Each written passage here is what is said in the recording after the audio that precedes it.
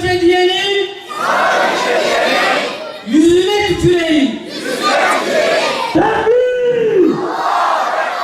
Kıyam ve Şehadet Yurdu Gazze programına hepiniz hoş geldiniz, safalar getirdiniz.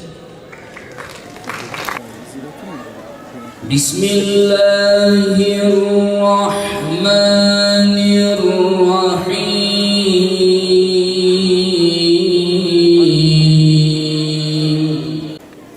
فيها ويفر العدو أمامه وكأنه يفر أمام جيش. Bundan tam 4 ay önce, yani 7 Ekim sabahı, baştan ayağa iman kokan müminlerin Aksa tufanı dedikleri mübarek bir sabah ile uyandır. Kur'an'da vasıflarını okuduklarımız, siyerden isimlerini ezberlemeye çalıştıklarımız ve tarihin sayfalarında örnek verdiklerimizi bir an yanı başımızda ve ekranlarımızda gördük. Selam, direnişe devam.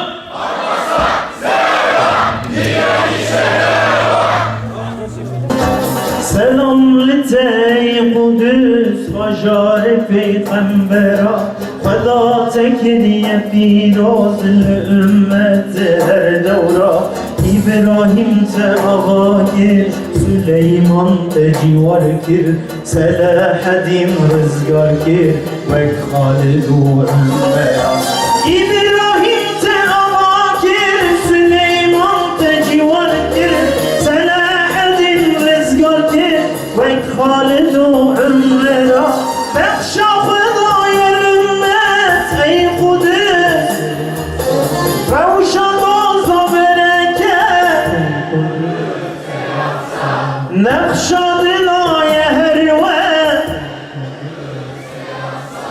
yeryüzünde Allah-u Teala'nın nuru öncelikle Gazze'ye iniyor.